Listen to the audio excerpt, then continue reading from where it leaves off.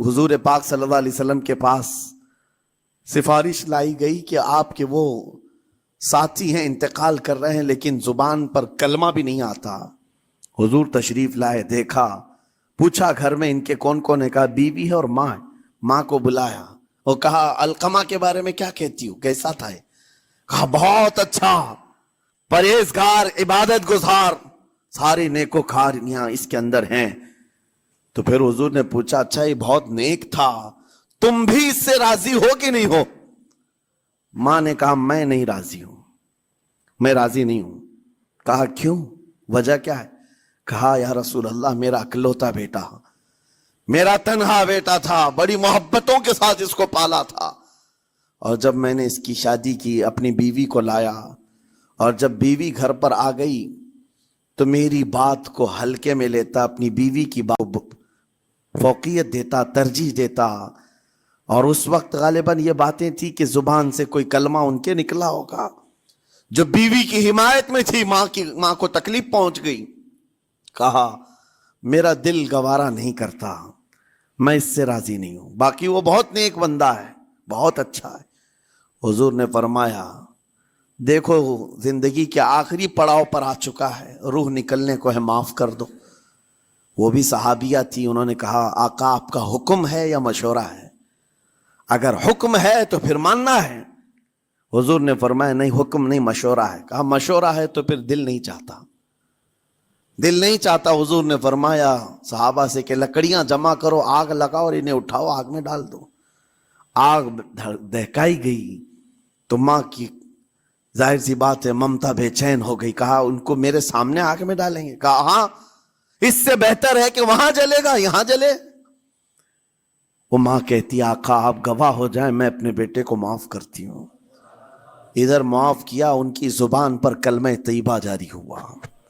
میرے عزیزو یہ بتانا مقصود اس لیے ہے کہ زبان سے دیے ہوئے زخم خواہ والدین کو ہو, یہ معمولی نہیں ہوتے. ہو سکتا ہے آخری وقت تمہاری زبان بند ہو جائے اور کلمہ طیبہ بھی نہ جاری ہو, زبان کھلنے بھی نہ لگے, یہ حالات آ جائیں گے. اس لیے اپنی زبان کا کنٹرول برقرار رکھو. کس سے کیا کہنا ہے, ابھی میں اس کا دوسرا پارٹ بھی بتاتا ہوں زبان کے استعمال کا. یہ نرمی لہجے کے اندر ہونا بہت ضروری ہے, لیکن کچھ جگہوں پر سختی کی اجازت ہے, لیکن وہ مقامات الگ ہیں. نرم لہجہ حضور پاک صلی اللہ تعالی علیہ وسلم کے فرامین میں سے ہے. ایک بات بڑی بغداد مقدسہ میں نے ایک ولی پاک کی زیارت کی, ان کے آستانے پر بھی میں ابھی بیان کیا تھا. حضرت بہلول دانا مجذوب بزرگ تھے, اور بغداد کی گلیوں میں کہیں پر بھی بیٹھ جاتے تھے, اور جو جانکار تھے وہ سمجھتے تھے یہ اللہ والا بندہ ہے. مجذوب کس کو کہتے ہیں؟ جس کی یاد الہی میں عقل فنا ہو گئی, ختم ہو گئی, اللہ کے ذکر میں اور اللہ کی یاد میں اپنے آپ کو فنا کر دیا ہے. اس کے اوپر شریعت کا قلم نہیں. ظاہر سی بات ہے شریعت کے سارے احکام اس پر ہیں جس کی عقل سلامت ہے. عاقل ہو, بالغ ہو تو نماز فرض ہے نا, عقل ہی نہیں ہے تو وہ مجذوب ان اولیاء کو کہتے ہیں. لیکن ان کے بارے میں حدیث میں ہے, اللہ کے نبی نے فرمایا وہ ایسے بندے ہیں کہ اگر اللہ کو قسم دے دیں کسی بات کی, اللہ ان کی قسم پوری کرتا ہے. وہ بہلول دانا بیٹھے ہوئے تھے. بغداد کا ایک مشہور تاجر تھا, لیکن خستہ حال تھا, بہت نقصان اٹھا چکا تھا, خسارے میں چل رہا تھا, بزنس پورا لاس میں, اور وہ پریشان حال بہلول دانا کے پاس آیا, گڑ گڑایا, کہا کہ حضور مجھے بچا لیں, رحم کر لیں, میں تاجر ہوں, لٹ گیا ہوں, لاس میں ہوں, کچھ آپ فرما دیں, میں کیسے اس بھور سے نکلوں. بہلول دانا نے دیکھا, کہا ٹھیک ہے کچھ پیسے بچے؟ کہا ہاں ہے, وہ بس اتنا سرمایہ ہے کہ مال لیتا ہوں پھر بیچ دیتا ہوں, نفع نہیں ہوتا. بہلول دانا نے کہا ایک کام کر, کالا کپڑا جتنا ملتا ہے سب خرید لے, پورے شہر سے کالا کپڑا جہاں جہاں مل جائے سب لے کر سٹاک کر لے. کہا جی حضور آپ نے جیسا فرمایا. گیا, جتنا سرمایہ تھا سب لگا دیا, کالا کپڑا خرید کر ایک جگہ سٹاک کر دیا. اللہ والے کا حکم تھا, لیکن ہوا یہ کہ بغداد کا معمول تھا, 8 دن گزرے نہیں تھے کہ وہاں وقت کے حاکم کا انتقال ہوا، اور جب حاکم کا انتقال ہوتا تو شہر کے جتنے بڑے لوگ ہوتے، رئیس لوگ، وہ اس کے سوگ میں، اس کے غم میں کالا کپڑا پہنتے تھے، اور کالا کپڑا سوائے اس تاجر کے کسی کے پاس نہیں تھا، اور سارے بڑے لوگ پیسوں سے اس کے پاس کالا کپڑا خریدنے آئے، یہ منہ بولے قیمت پر، جیسے تیسے جتنی قیمت پر بولے سب خرید کر لے جاتے، اور پل بھر میں 1 دن کے اندر وہ بہت بڑا کروڑ پتی بن گئے، بہت مال آ گیا۔ یہ بات یاد رکھیں، اللہ مال دیتا ہے، اس کے بعد پھر آزمائش بھی ہوتی ہے۔ مال اتنا آ گیا، اب لے کر کے مستیاں تھیں، چند دن گزرے، ظاہر سی بات ہے مال کو بڑھانے کی تمنا ہر ایک کی ہوتی ہے، کوئی یہاں پر اینڈ کرنے والا نہیں ہے دنیا میں، چاہے اس کا بزنس اربوں پر بھی پہنچ جائے، اسے آگے پہنچنا ہے۔ چند دن گزرے تھے، 8-10 دن، پھر آیا حضرت بہلول دانا کو ڈھونڈتے ہوئے، ایک جگہ میدان میں یہ مجذوب بزرگ بیٹھے مل گئے، آیا اور کہا، او دیوانے بتا اب کیا خریدوں، پیسہ بہت ہے ابھی میرے پاس، بتا دیوانے اب کیا خریدوں۔ انہوں نے دیکھا، کہا کہ لہجہ تو بدلا ہوا ہے، پیسہ بہت زیادہ تھا، کہا کہ ٹھیک ہے کوئی بات نہیں، اللہ والوں کو ان سب چیزوں سے کوئی لینا دینا نہیں۔ آپ نے کہا مال جتنا ہے تیرے پاس سب لے کر کے خربوز خرید لے، تربوز خرید لے، جس کو کلنگڑ کہتے ہیں، تربوز پورے خرید لے۔ اس نے کروڑوں کی جائیداد پورے تربوزوں میں لگا تھی، سب تربوز خرید کر سٹاک کر دیا ایک جگہ، اور اس کے گمان میں یہی تھا کہ چند دن گزریں گے، کوئی ایسا ہی حادثہ ہوگا جب تربوز منہ مانگی قیمت پہ لوگ خریدیں گے اور میں بیچوں گا۔ پورا مال تربوز میں لگایا، 2 دن 4 دن 6 دن 8 دن گزرے، کوئی حادثہ نہیں۔ ادھر تو تربوز سڑنے لگ گئے، وہ تو زیادہ دن سٹاک نہیں کیے جا سکتے، سڑن شروع ہو گئی۔ پھر تھوڑے دنوں کے بعد پورے کے پورے سڑ گئے، کروڑوں کا مال تربوز میں سڑ کے چلا گیا۔ وہ بیچ بھی نہیں سکا، کچھ نہیں کر سکا، واپس چیختا چلاتا اسی حالت میں آیا، پہلے سے بھی زیادہ بدتر حالت میں میں آ گیا ہوں۔ دوڑتے ہوئے آیا، حضرت بہلول دانا کو ڈھونڈتے ہوئے، کہاں ہیں؟ وہ اسی جگہ بیٹھے ہوئے مٹی میں بیٹھے رہتے تھے۔ قریب آیا اور کہنے لگا کہ آپ نے میرے ساتھ ایسا کیوں کیا بہلول؟ بہلول دانا نے کہا کیا ہوا؟ کہا میں تو لٹ گیا، تربوز میں پیسے لگائے آپ کی وجہ سے اور پورے سڑ گئے۔ بہلول دانا نے کہا میں نے تو کچھ نہیں کیا، پہلے تو تجھے نفع ملا تھا وہ تیرے لہجے کی وجہ سے، اب خسارہ ہوا ہے تیرے لہجے کی وجہ سے۔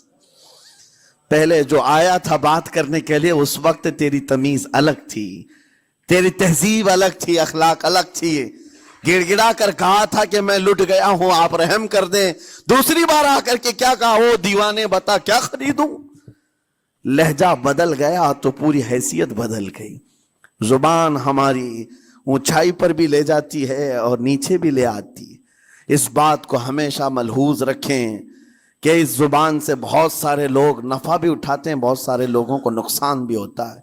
لیکن ساتھ میں یہ بات بھی عرض کروں، نرم گفتگو کرنے کا عادی ہر ایک کو ہونا چاہیے، نرم گفتگو کرنے کا عادی ہر ایک کو ہونا چاہیے، اس کی نیکیوں کی علامت ہے، اس کے اخلاق کی علامت ہے۔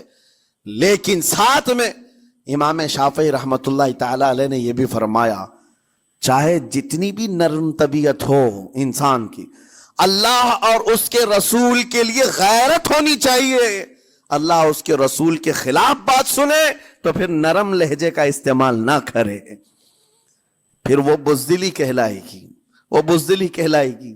آج میں ایک بات یہ بھی بتا دوں، بہت سارے لوگ یہ سمجھتے بھی ہیں، ابھی چند دن قبل میں ماررہ متحرہ میں بیان کیا اخلاق کے، اولیاء اکرام کے مذہب و مسلک پر، اور پچھلے 15 سالوں سے میں نے بہت سارے خطابات کیے ہیں اخلاق پر، معاشرے کی برائیوں پر، لیکن ابھی چونکہ چند دنوں میں جلسے پروگرام بہت سارے ہو گئے اور عظمت ناموں سے رسالت پر زیادہ گفتگو ہونے لگی، تو لوگوں میں ایک امیج الگ بیٹھی ہوئی ہے۔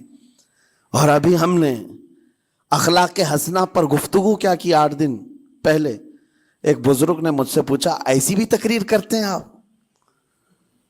آپ ایسی بھی تقریر کرتے ہیں، یعنی نرم گفتگو بھی کرتے ہیں؟ مطلب یہ ہے کہ ہماری امیج ایسی بنا کر رکھیں کہ ہم ہر وقت چلاتے ہی رہتے ہیں، ہر وقت للکارتے ہی رہتے ہیں۔ میرے عزیزوں، میں یہاں پیغام دینا چاہتا ہوں، ہم قرآن کے اس آیت پر عمل کرنا چاہتے ہیں جو مولا نے فرمایا اشداء علی الکفار رحماء بینہم۔ مومنین کی شان ہے، صحابہ کی شان ہے، وہ کافروں پر سخت ہوا کرتے ہیں اور مومنوں کے لیے نرم دل ہوا کرتے ہیں۔ زبان کی نرمی ایمان والوں کے لیے ہے، زبان کی نرمی محبت مصطفیٰ کے لیے ہے، عاشقان مصطفیٰ کے لیے ہے، ساتھ میں زبان کی سختی کفار و مشرکین کے لیے ہے، گستاخان رسول کے لیے ہے۔ اور اگر یہ چیز نہیں آئی تو پھر آپ سمجھ لیں نیک اس وقت نہیں کہلائے گا آدمی۔ بعض لوگوں کو ایسا لگتا ہے نرم بات کرنا چاہیے، نرم گفتگو، بالکل صحیح ہے، یہ اخلاق ہے، لیکن اگر ایسے مقامات پر جہاں تمہارے نبی کو کوئی گالی دے رہا ہو، رب کی شان میں کوئی بھونک رہا ہو، اس وقت تم کہو کہ اخلاق ہے، نرم بات کرنا چاہیے، یہ بے غیرتی ہے، یہ بے غیرتی ہے۔ تمہاری بیوی کو اگر تمہارے سامنے کوئی چھو دے اور اس کے بعد تم ہنس کر کے اس سے کہو ٹھیک ہے جائیے صاحب، آپ کو کہا جائے گا بے غیرت آدمی، بے غیرت آدمی ہے۔ انسان کو اپنی بیوی، اپنی بیٹی، اپنی ماں پر بھی غیرت ہوتی ہے، وہ سنتا نہیں ہے، یہ پیدائشی ہے، فطرت ہے انسان کی۔ اور مومن کی شان یہ ہے سب سے بڑی غیرت اس کے لیے اللہ اور اس کے رسول کے لیے ہوا کرتی ہے، اللہ اور اس کے رسول کے لیے۔ ماں اور باپ کو گالیاں ایک وقت میں برداشت کر بھی لے جائے، لیکن اللہ اور اس کے رسول کی شان میں وہ ہرگز برداشت نہ کرے، یہ ایمان کی علامتوں میں سے ہے۔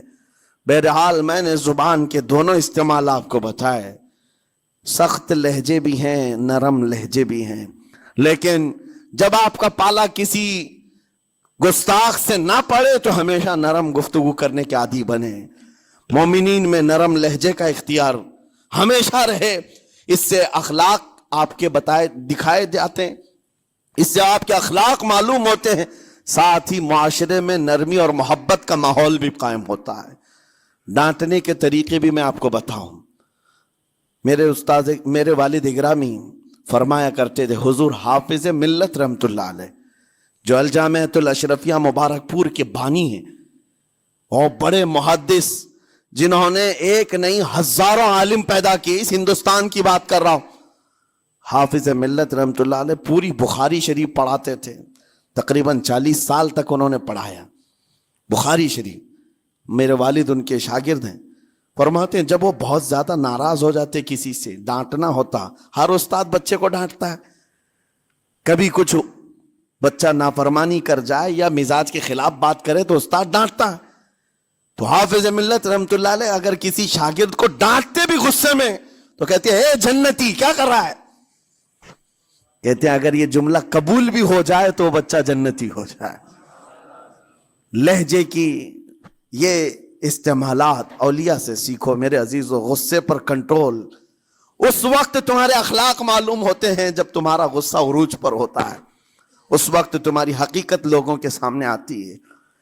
وہ اپنے شاگردوں کو ڈانٹتے بھی تو جنتی کہہ کر ڈانٹتے ہیں، یعنی کوئی گالی نہیں ہے، کوئی برے کلمے نہیں ہیں، بلکہ ایسا جملہ ہے کہ اگر قبول بھی ہو گیا استاد کی زبان سے، اس کی تو زندگی وصول ہو گئی، اس کا بیڑا پار ہو گیا۔ ہمارے درمیان ماں باپ کو بھی یہ چاہیے کہ بچوں کو کس طرح کے اخلاق آپ دے رہے ہیں۔ گفتگو کرنے کے متعلق قرآن میں اللہ تعالیٰ نے آداب بتائے ہیں، جب آپ گھروں کے اندر موجود ہوں تو بچوں کے سامنے کس طرح کی گفتگو کیا کریں گے، کیسی بات کریں گے۔ شوہر اور بیوی جس طرح کی باتیں کر رہے ہیں بچے کے دماغ میں وہ پورا کا پورا چھپتا ہے، ٹرانسفر ہوتا ہے، اسی لیے کہا گیا ایڈلٹ گفتگو کبھی بھی بچوں کے درمیان نہیں کی جائے گی۔ جو میچورٹی میں نہیں ہے ان بچوں کے سامنے ماں اور باپ بیٹھ کر کے کلام بھی نہ کریں، بات نہ کریں۔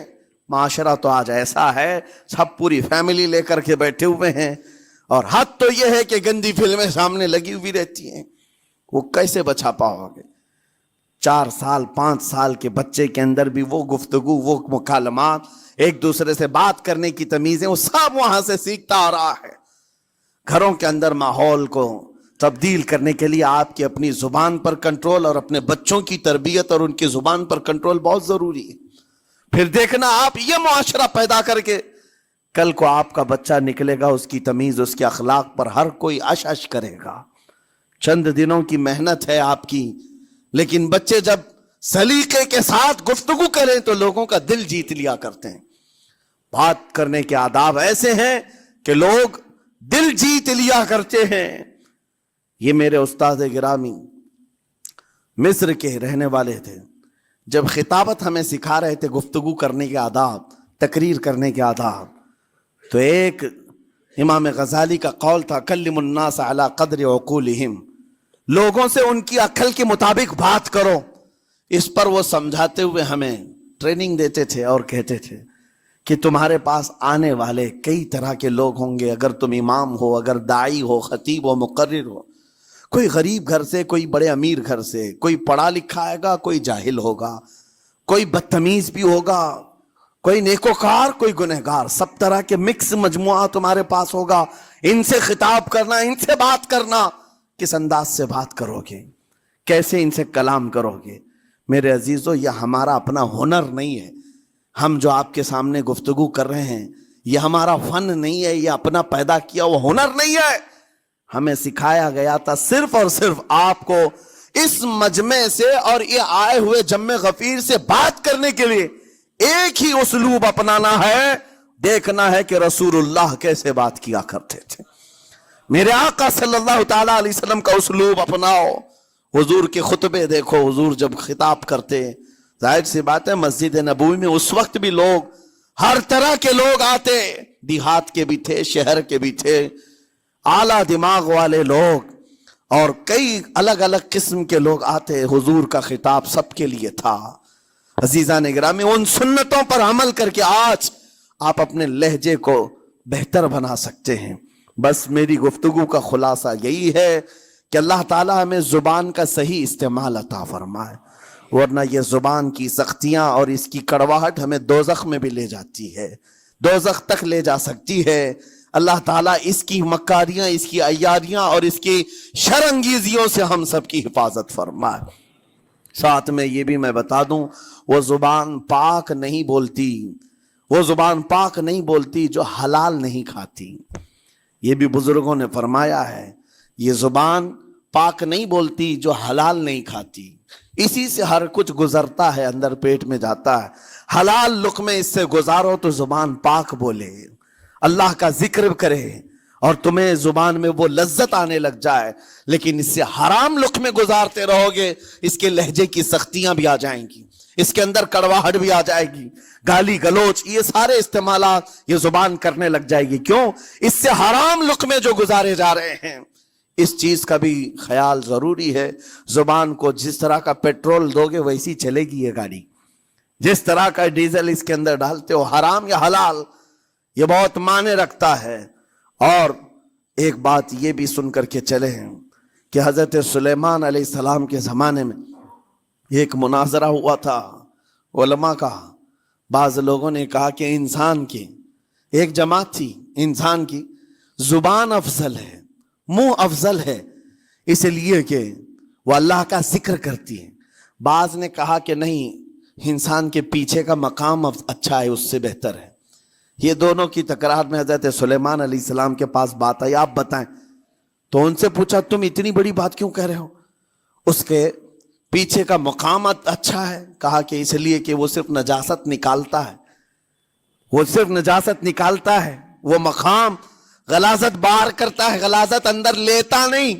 زبان غلاظت اندر بھی لیتی ہے، حرام کھاتی بھی ہے، لوگوں کو زخمی بھی کرتی ہے. ان علماء کی دلیل تھی.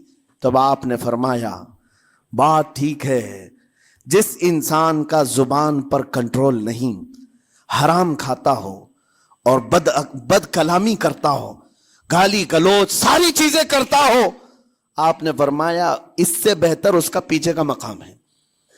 اور جو انسان کنٹرول رکھتا ہے، حلال کھاتا ہے اور لہجے کی نرمی رکھتا ہے، ظاہر سی بات ہے اس کا منہ ہی افضل ہے، اس کی زبان افضل ہے.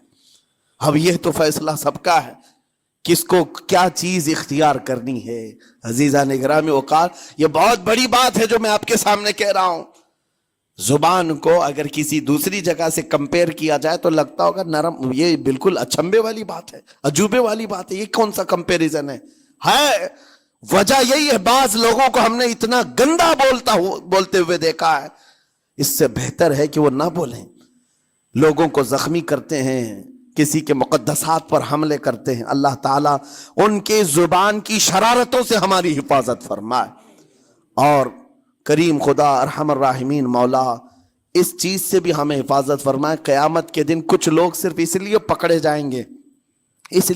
جائیں گے کہ وہ کچھ نہیں بولتے تھے، لیکن وہ جن کے ساتھ رہتے تھے وہ بولتے تھے، وہ لوگ بولتے تھے، اور ان کی وجہ سے یہ خاموش رہنے والا جو ساتھ میں تھا اسے بھی جہنم میں لے جایا جائے گا۔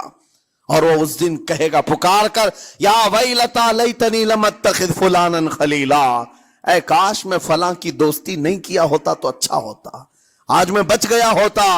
اپنے ماحول کو بچاؤ، جہاں زبان کی خرابی دیکھو اپنے آپ کو بھی بچاؤ، اور اس ماحول سے بھی اپنے کو دور رکھو۔ اللہ کی بارگاہ میں دعا ہے مولا تعالیٰ اس زبان کو خالص اپنے ذکر میں لگائے اور اپنے حبیب پاک کے ذکر میں لگائے۔ مولا تعالیٰ ہم کو زبان کی بد کلامیوں سے محفوظ و مامون فرمائے۔ وآخر دعوانا ان الحمد للہ رب العالمین۔ السلام علیکم۔